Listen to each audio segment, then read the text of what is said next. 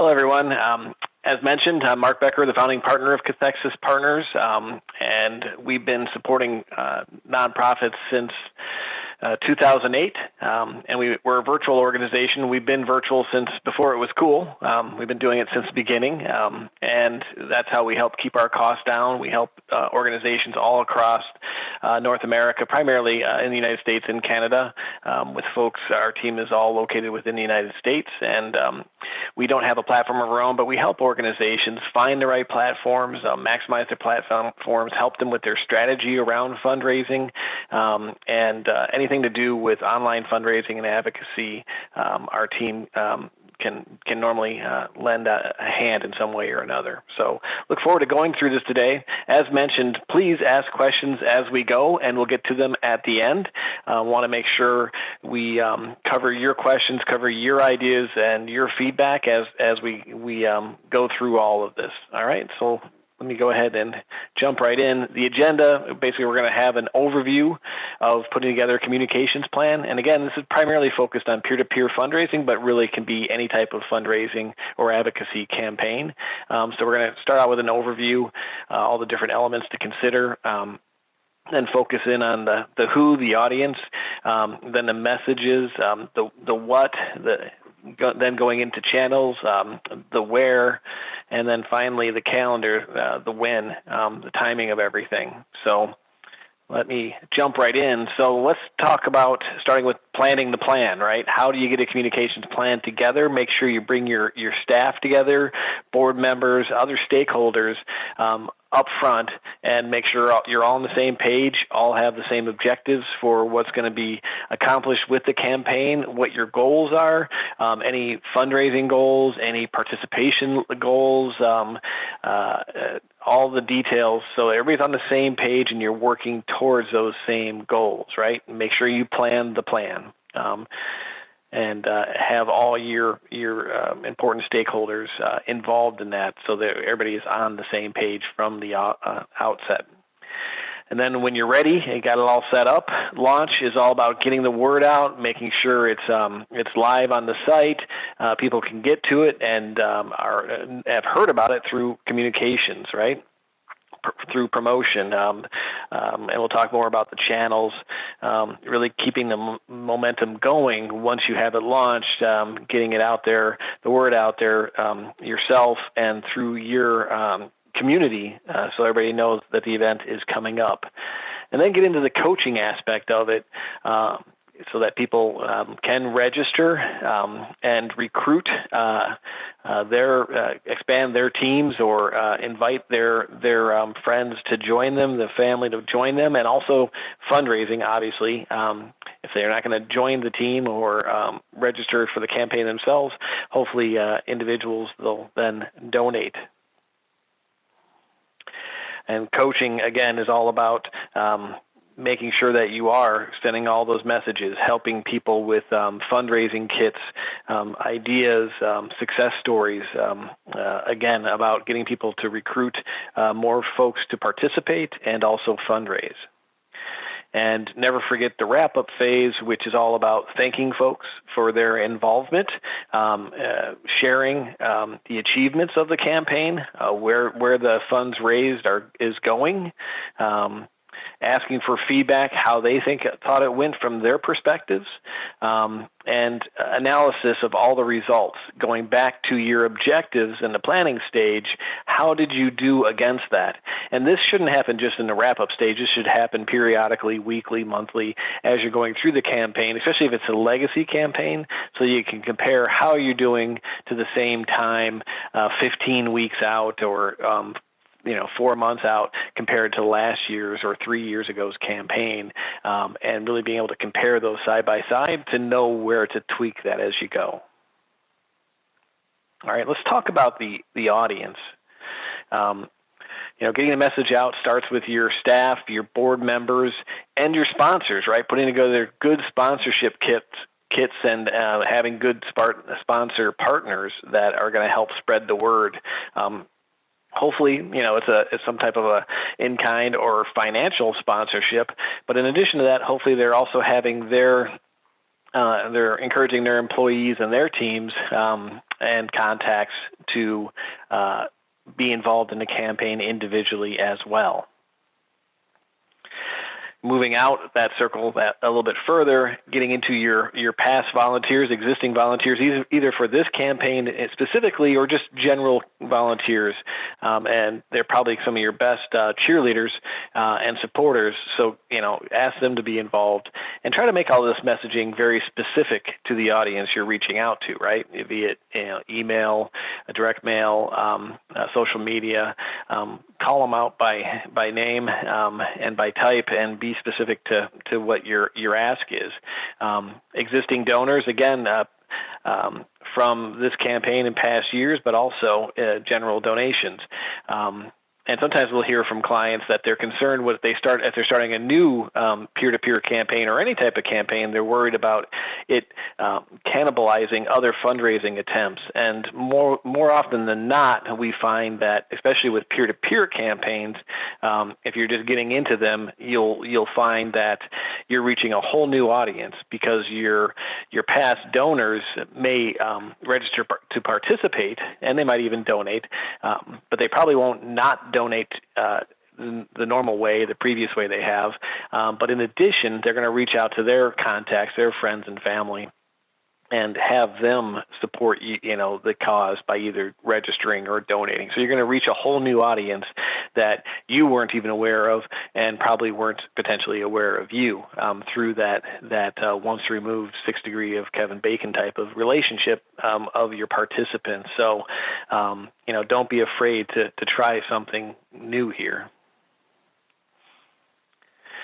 And then once you get outside your inner circles of your staff, your board, sponsors, volunteers, and past participants and donors, then we kind of build it out into potentially the unknown.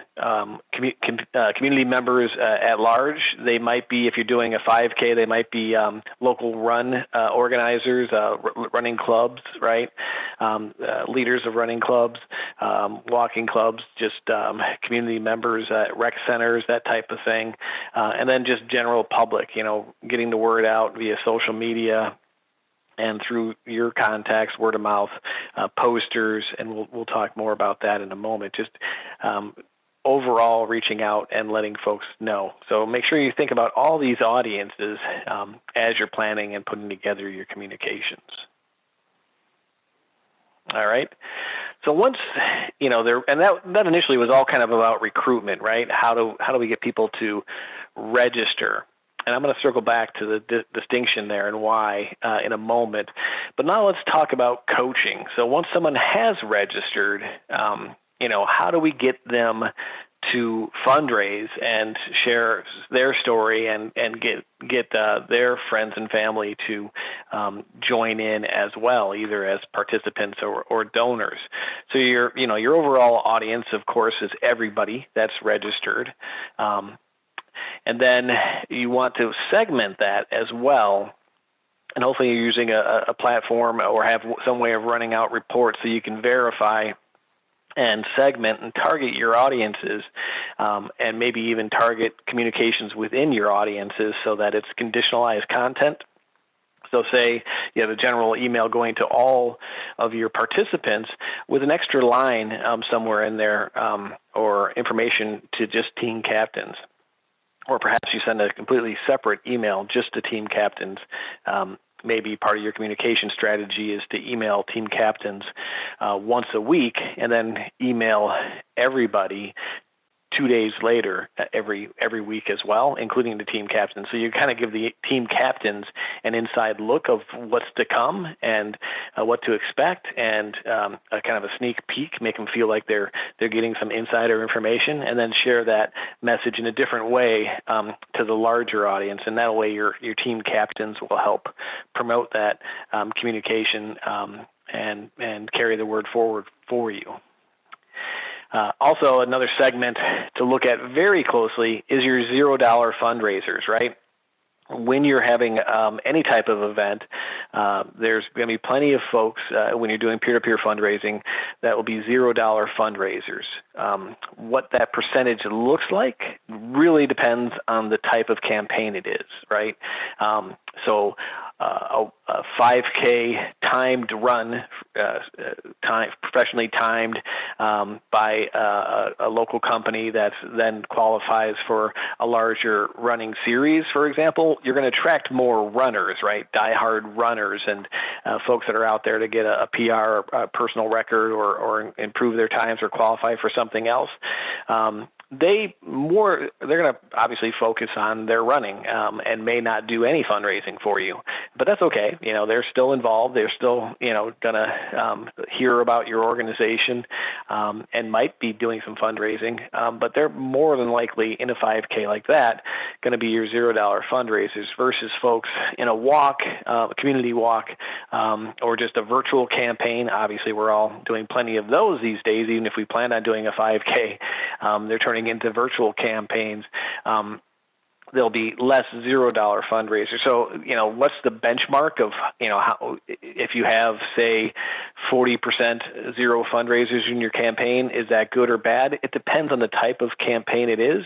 And there are some benchmark reports. Feel free to reach out to me. My contact information will be in the slide deck and on the last slide. And I can share some resources that have some reporting on that. But know that you're going to have $0 fundraisers, and you should plan on targeting them throughout the season differently than you target your extremely large fundraisers, right? Your top fundraisers.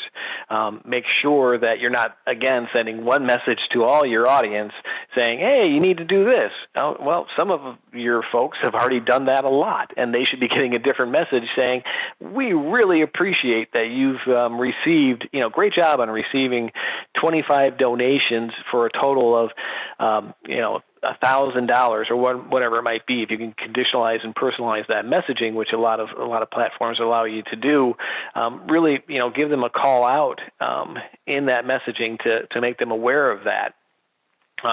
But don't send them the same message or wrap them into the same communications as your $0 fundraisers are getting, which is, hey, fundraise today. That definitely diminishes their sense of accomplishment and don't make them feel like they're being acknowledged for what they are doing. And I'd say, on this slide, really think about and focus on the 80-20 rule, right? The old adage that 80% of the outcome comes from 20% of the cause. So in this case, putting it to these types of things, 80% of your funds raised are from 20% of the crowd. I would challenge you to say, find out what your true 80-20 rule is. Is it 90-10? Is it or 90-20? What percentage makes up the largest amount of your fundraising? And maybe it's 75% of your people raise 20% of your funds, or maybe it's different. But I think it's worth looking at and see who your top fundraisers are and what's the appropriate, kind of benchmark for who your top fundraisers are. But I'd start with the 80-20 rule and see really who falls into there and how much that changes year over year and how your messaging can be adapted to help bring more of those folks into those top fundraising lists. So maybe your percentage was 80-20 the first year, 3 years later, because of the way you've been able to tweak your messaging and through incentives and messaging and fundraising tips, you've been able to bring that up. So there's even more people raising whatever that benchmark is, later in the season or in future seasons. All right, let's talk about messages now. So we talked about the who. Let's talk about the what. I said I was going to circle back to this. The message, the what is the messages that you want to send, your actual, what is it asking? What is the ask? What's in the actual content in the email or message that you're sending to people? And you should always plan on having one call to action. So you start out with, please register. Hey, we launched our campaign. Please register today. And maybe send that out, different versions of that, obviously, 3 or 4 times. And on the third or fourth time, changing the messaging, maybe the first time is it's, we've launched today, check out our site. We hope you can join us. The next message is spinned up a bit differently. Hey, we've launched. Here's a promo code to get a discount, possibly, or here's where the money goes. Here, and then the third message is, here's a message from a recipient of the funds raised, or here's the building that was built last year, or here's a great example of a participant that was involved last year, and how their life was enhanced by being involved. Whatever messaging makes sense, but around the third or fourth message, that's probably the exception where you might have two different calls to action, and that would be, that would be register. Or if you can't, maybe word it up a bit differently. Hey, understand if you can't register this year, please consider a donation, and change that. So once someone's kind of not been engaged 3 or 4 times, it's then change it to maybe you can support the cause or volunteer. Here's some other opportunities, and be engaged in some other way. All right.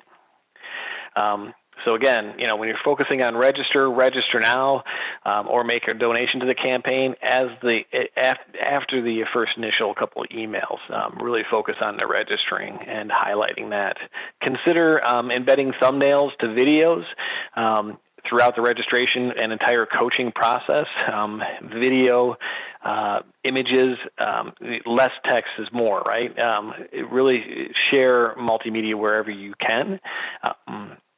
And quite often, because of email clients, you won't be able to embed the video directly in the email, but a thumbnail image that you click on and go out to something on YouTube or wherever you might have it hosted is a great way to share personal stories, success stories, maybe the opening ceremonies or closing ceremonies from past years, mission-driven things that you can share. Anything across in video is going to be much more. And then make sure when they finish the video, hopefully, if you can embed it in your site, it's something that can link back to register today, something like that. Once someone has registered, again, consider giving out discount codes if there's a registration fee, or incentives to have, or just even reminders to have participants invite their friends and family to join and register and participate as well. And maybe there's incentive levels that they can get as they reach certain fundraising levels, or number of participants they were involved in having joined their team. And again, I think I've been beating this drum a bit, but I'll keep on doing it. Make sure you have available on your site somewhere, available to your participants, fundraising tips to ensure that they have success. Make sure that you give them sample emails, sample text, sample posters to download. Some organizations are very concerned about putting out their logos into the world because then they've lost control of it. Well, guess what? Anybody can kind of download and create versions of your logo and do whatever they wish to these days. So help them manage the message that you're giving them. Give them posters that they can fill in and alter and add their personal message to. Give them sample emails. And help them help you raise more funds, and by giving them those suggested messages that they could share with people is so helpful, because it's so much easier than starting from like a blank piece of paper or blank text that they're trying to send to people to ask for money. That's, as fundraisers, is not always easy to ask for money. So they're not professional fundraisers in most cases. So give them as much help as you can. All right, let's talk about the different channels then, right? So obviously, it all starts with your website, the ability to register, communicate what the campaign is. Hopefully, it's very branded. It's very mission focused. It has the right tone for the type of campaign and your audience.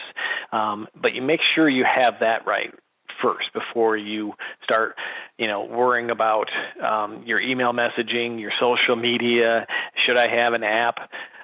Before you do, how much? What about SMS? Before you do any of that, make sure wherever you're sending them to looks right and feels right for your campaign, right? So it all starts with a website. That's why I have this icon up here first. Then obviously email. Make sure you have your whole communications calendar planned out, and I'll be talking about that more in a moment. Perhaps you're doing direct mail, a postcard, save the date, RSVP. Maybe on a postcard you'll put, have a great image of last year's event if it's a legacy campaign, or a picture of, your mission and whatever brings across that branding. And then maybe it has a QR code on it so people can click on that to register right there from within there, or at least a link and a hashtag. And that's, another important thing, come up with a hashtag for your campaign early on so that you can share that in all your communications.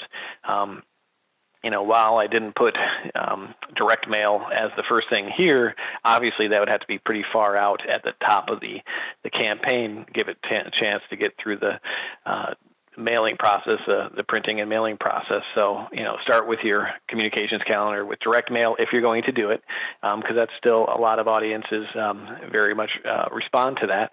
And then your email campaigns will be your primary thing. And then around your email, as you have your content created for your email, you'll be able to break that out into social media posts that you can put up along with images, and share as well in concert, and make sure that it's all following along that same, what are we communicating this week, And then, obviously another channel is apps, SMS, push notifications. So if you have an app and folks are really active in there, that's great. Or maybe you're using text messaging or SMS to communicate with folks. Great response rates on that. So terrific if you have the budget for it. Old school, pick up the phone, right? Again, when we're talking about those key stakeholders, and if it's a legacy event, your past participants, your past, maybe not all your participants, but your past team captains that either had the biggest teams or the most fundraisers, or both, did the most fundraising, reach out to them, make them feel special, make them, acknowledge them, and even throughout the year, right? Plan on picking up the phone and scheduling, a half hour, an hour a week if you can, or more, and setting aside to pick up the phone and chat with people throughout the season. Maybe it's posters, right? Putting them up around with different communities. Again, if you have a running community, et cetera, and it's a run or a walk at different buildings, community centers in the area, along the highways, depending on your budget and your audience, size of the campaign. And then you have, general media like TV, radio, and newspaper ads. Again, this is just listing out a bunch of different types of communication channels, and I know there's a fair amount of you sitting here going, yeah, we can't afford any of that, Mark. But that's okay. Email, right? And social media. Get that as your foundation after making sure your website looks great and is set up and is easy to use, to register and support participants. Once you make sure the website's right, put together your email strategy, social media, and you can call it a day. But I'm saying if you can wrap these other things around it, it all comes from the nucleus of knowing a schedule, knowing what the theme of the week is, and executing off of that theme. All right. So that brings us to the calendar, right? Covered all of that in a short amount of time because I really want to spend time here and then also answering. We want to leave plenty of time for questions and conversation, really, and any ideas and feedback you all have. But let's talk about the calendar itself. Here's an example. Like, questions I often hear is, okay, when should we start communicating and how often, right? And I would say, when should you start? The answer is sooner. But in general, I would say you want at least 3 months, 4 months really, minimum, 3 months is probably the bare minimum. If it's your first year and you just have to get it out the door, we've worked with clients like that just need to get something out, and it's even shorter than that. That's fine. Work with what you have, but in what you should plan on when you can get the runway is at least 4 months of communications time. And don't worry, they won't get burnt out on your messaging if it's good messaging and targeted messaging, because again, you're going to really start out focusing on registering people, and then you're going to weed the people out that are registered. Hopefully you're doing that. So once someone registers, they're no longer invited to register any longer. They only receive the coaching emails to help them recruit and fundraise. So here's a sample. In fact, we're going to follow this up. You're going to have a link to one. I'm going to show it to you here in a second with some different kind of sample communication calendars. Really basic. It doesn't have to be crazy. The more you want to put into it, the better. But the important thing about putting together your communications calendar is really getting the timing, the cadence, your channel. How is it being sent out? Is it a postcard? Is it an email? Is it social media? And maybe color code those differently so that, not in this example, but I have another example I'll show you where you can color code those so that you can see really quickly what type it is. Who's your audience? Figure that out. And what's the main call to action? And then you fill in the details. What's the description? And then what's the content itself? So the call to action, again, really important to really focus primarily on one, but at some point switch over and maybe register or fundraise, support, that type of thing. And then once you're already a participant, then it's fundraising or recruitment and fundraising. Yeah, I know those are kind of two different calls to action, but they're kind of all together, which is, help grow this thing, right? But really come up with your weekly messaging, and then it'll be a lot easier to write your content once you have these elements filled in. The details of the email will quickly come together if you have somebody that can write copy, and there's always several people in an organization usually that are really passionate and can write the copy to fill in the right tone and messaging, but keep the text short and keep the interest high, right?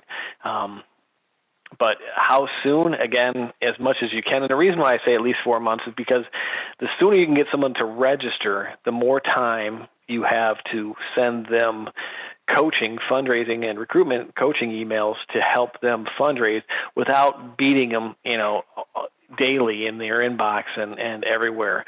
So you can send it out weekly. And maybe if you find that weekly is too often, or you feel it's too often, every other week, maybe if you get a 6-month head start, maybe you start out sending out a message, obviously an autoresponder as soon as they register, followed up by messaging that comes every 2 weeks, and then ramps up more closer to the actual event or the campaign.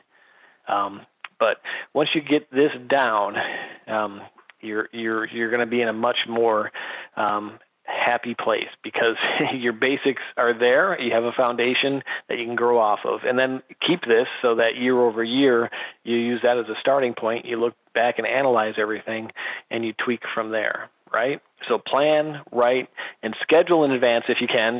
Your email tool allows you to, pre-schedule all this. Great. But plan to adjust the messaging along the way, right? Yes, it's extra work to then change things, but you want to be agile. You want to be responsive to real-time things, right? For example, the actual registration numbers compared to projections or from compared to past legacy years.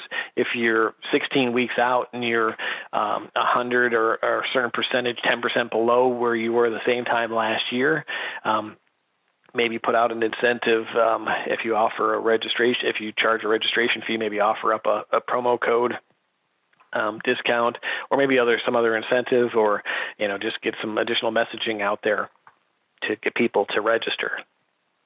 Change that messaging up to, maybe the tone you're using, the ask isn't really hitting people, resonating with people. So, maybe change it up a bit, adjust it if your numbers are down. Same thing with actual fundraising, as you're sending out coaching emails.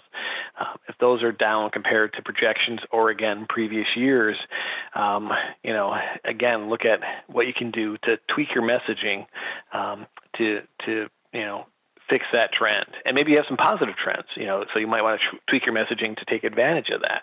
So some of the things to look out for and adjust messaging on based on, as the calendar is clicking along, is number of $0 fundraisers, right? Again, is that going up compared to previous years or down? Is it, if it's your first year, you have to figure out a baseline. So again, you can look at some of those benchmarks. If it's a running, it's not, you're not surprised if it's a professional run or a timed run to see less than half the people fundraise. That's not surprising. So maybe that's okay, but maybe you can tweak your messaging to remind people that it's also a fundraiser. Maybe the average gift size is up or down compared to projections or previous years, and you can tweak your messaging about that.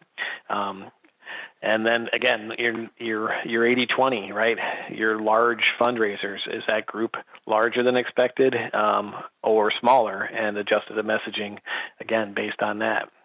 Then, of course, as the year goes on, as the campaign goes on, the season goes on, you'll have to provide logistical updates. I mean, last year was the best horrible example of that, right? Maybe you have to pivot to it because there's an unexpected pandemic that comes up, and you were going to have this great community walk, but you need to change it to a virtual fundraiser. Okay, what does that look like, and how do we still make it engaging and interesting for people and give them that sense of community? So that really, we spent a lot of last year helping people, organizations, with that messaging and ways to bring that sense of community online via user-generated content, and just bringing that sense of everybody being together in their own home. So again, there's a lot of things that may require you, and should require you to at least look at changing your messaging as you go. But again, start with your basics, start with your foundation, and then tweak it. Run reports, analyze where your trends are, and tweak it from there. I wanted to jump over and see if I can do this right. Show you one of the things we're going to send out. We'll send out the deck afterwards, but we'll also send out this very, very simple spreadsheet with 3 different options, different tabs with different types of little blank starting points for communications calendar. Again, what's the date? What's the message or the subject line? What's the message points? What's the channel? Social media, email, who's the audience? And then updating what's the status and any comments. That's one version. This other tab is the screenshot that I showed you earlier. Is what's the channel, the timing. This is a sample one that kind of spells it out week by week for a 4-month or 19-week campaign, and what's the description, and what's the call to action, and what's the gist, the high points, the bullet points of the content. And then there's just another one if you like a more visual look to it, where you can have a calendar. This is like May of this year, and the different types color-coded to bring in different types of campaigns. This I quickly scrap because I spend more time trying to adjust colors and make it pretty. My ADD kicks in, and I just focus way too much on that. And I recommend, at least for myself, to just stick with something really basic that gets it there. Save that sucker out locally on your computer, but also somewhere that your team can have that for future reference. And add to it and edit it over time. But that is really the gist of everything there. So let me put this back up. And I think I talked really fast. Zoom and conferences are great, but quite often I feel like I'm talking into the void. So my apologies for going through that so quickly. But definitely have plenty of time for question and answers. So definitely feel free. I also wanted to put up my contact information, our website.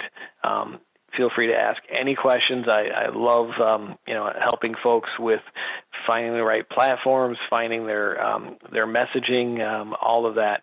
So don't hesitate to reach out. But yeah, let's get into the questions. All right. Thank you so much, Mark, for all of those great insights. So we have a few questions, and I'm just going to go through from beginning. So we've got Melinda who's asking us for the 4 messages under the messaging section that you mentioned. What should the cadence be? Should it be over weeks or days?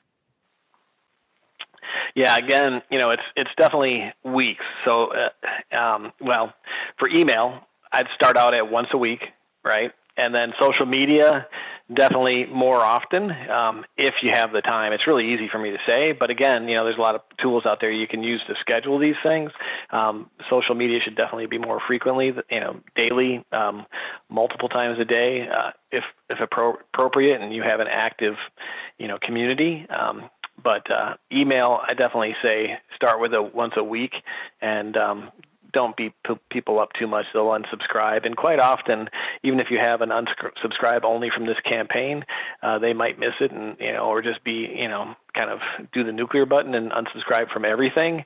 And you don't want that. So try to stick around once a week and adjust there if your unsubscribe rates seem to be ticking upwards. Great. Thank you, Mark. Our next question is from Nicole, who asks us, our event was attended by avid cyclists in 2020. Those dropped off for the virtual event, but supporters increased. We're doing virtual again this year. How would you recommend keeping the avid cyclists engaged? The majority do donate when they participate. They had a 90% donation rate in 2019. Yeah, I love that question, Nicole. Thank you. Cyclists are nuts, right? They're really into their cycling, and they're also really probably passionate about your mission. They're really into their stuff. What they're into, they're into. That's what I find generally when dealing with cycling campaigns. So, again, try to bring that that whole sense of community into that campaign. If you can, and this might not be possible, but we work with a client, Roswell Park, actually, up in upstate New York, that does the Ride for Roswell every year. And they too obviously had to go virtual last year, but they did a bit of a hybrid. They pushed it back later in the season than initially planned. And then they did some different smaller group sprint rides, kind of groups of 10 or less, that they coordinated timings and left at different times so that it was all socially distanced and manageable numbers. If you can do small kind of hybrid approach to having maybe your top fundraisers, maybe your top team captains, your largest teams, have them go out on group rides individually, either with your team, if possible. That might be a lot to ask, again, depending on your specifics of your neighborhood. But even just coordinating with the team captains to basically organize their own rides in their neighborhoods with their own teams.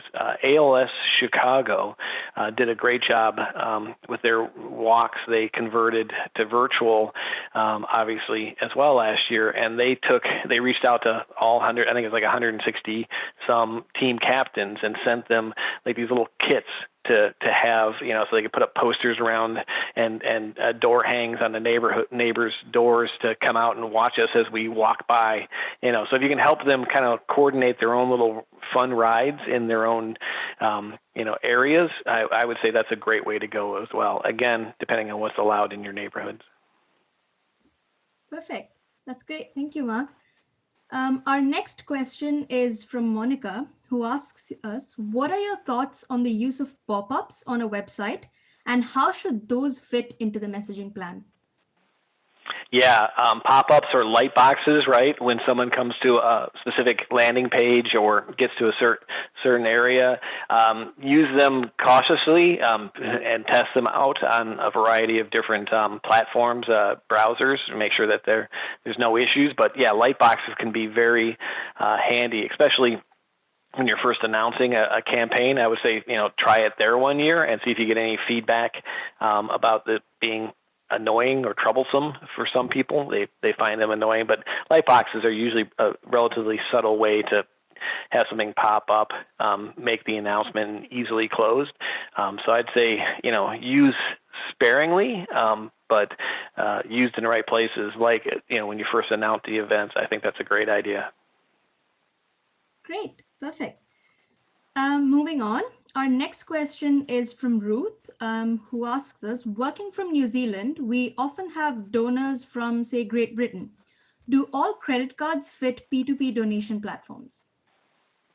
In most cases, yeah, the peer-to-peer platforms they'll basically report on the back end in whichever your currency of choice is or currency of that platform, but they will.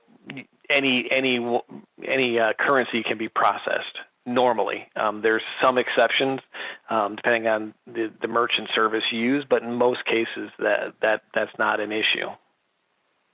And you should definitely check with your platform provider that they can support that. Cool.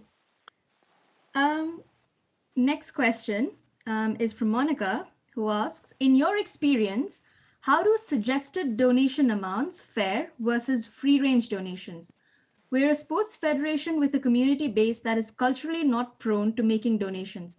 We're trying to change that without being dismissed by our base. And so I'm going to put my assumption here. So definitely, chat back if I'm missing, what you meant by that. But suggested donation could be two different places. So when someone first registers as a participant, they can have a suggested fundraising goal, right? And quite often it's pie in the sky for the organization. They've kind of, just put a number that they would love everybody to do, like $500. And in reality, the average person is maybe raising 100 and the median or 200, and the median is really, raising closer to 150. So you should, again, look at your reports and bring the number down to something more realistic, maybe 25% higher than the median or the average, to make it seem more real and attainable to your participants. And then if it's on the donor levels, when you go to a donation form, you should make your donation levels, if you have built-in donation levels, be realistic, and hopefully be able to tie back into the mission. Like we work with some food banks that say, this level will buy a family of 5 food for a week, this level, a month, that kind of thing. So, but again, making them kind of, realistic numbers, 10, 25, 50, 100, right in your amount, whatever is appropriate for your audience. Again, looking back at your reports to see what the average donation is and adjust it accordingly. I hope I answered that one. Great. Thanks, Mark. We do have a couple more questions, and I think we have enough time to address those as well. Our next question is, would you recommend having an intro email where email subscribers can sign up for a Keep Me Posted on this event? Primarily, if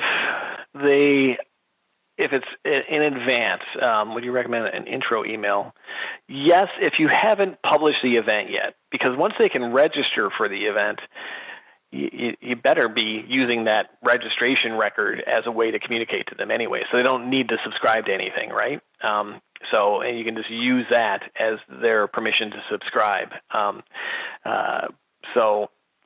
That's not necessary. But if you're planning an event, and it's, like 6 months off, or, you're going to launch in a month, or if you're changing platforms or something and you aren't ready to launch yet, you can definitely, tell me more, save the date, learn more here. That predates even the registration announcements and the coaching emails for sure.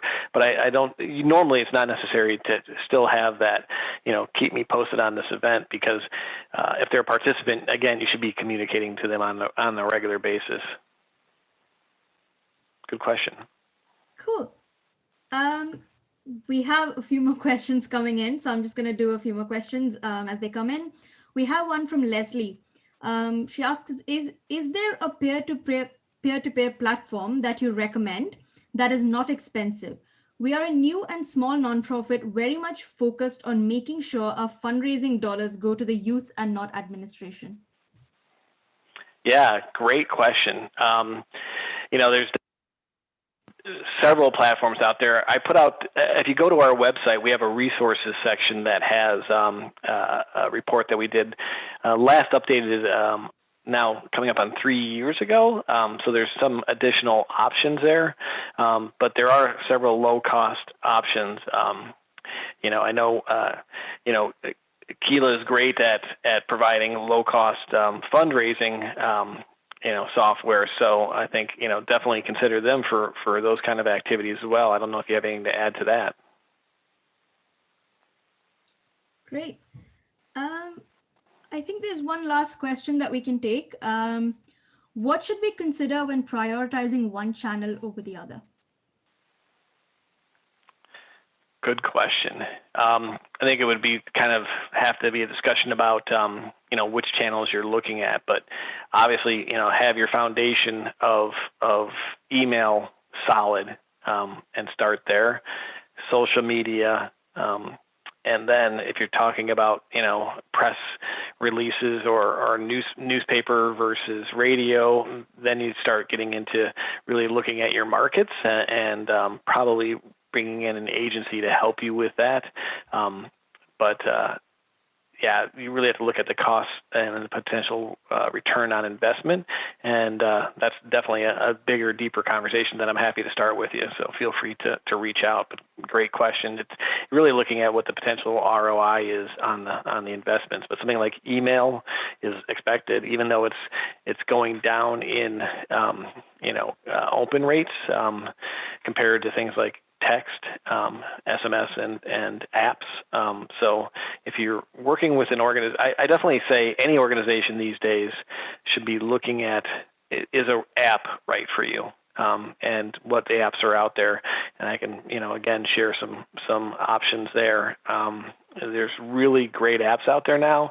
And now with, push technology and all that, where they don't charge, for push messaging, and so forth, there's definitely some increased ROI on that, where a few years ago, you wouldn't be getting into the app business for less than like 6 figures. Now there's much more manageable costs, even in some of those. So a lot of different things to look at, but it really comes down to cost, both in flat, price, and also in your overall time spent on supporting it. And a lot of things to consider, but happy to talk with you more about that. That's great. Thank you so much, Mark. I think we've gone through all questions now. Unless anyone does want to put in more questions in the chat. Yeah. Terrific. Well, thanks for the opportunity, and thank you everybody for joining. And definitely, good luck with your campaigns. We're still in strange times, but I know a lot of you are coming up with great creative ways to make it happen in new ways. So love to hear your stories and how we might be able to help. Perfect. All right, everyone. That concludes this session for today. Thank you so much again, Mark. That was honestly such a helpful session. And I hope that everyone here will be walking away with ideas to help ensure their peer-to-peer fundraising campaigns and events run more smoothly and deliver better overall results.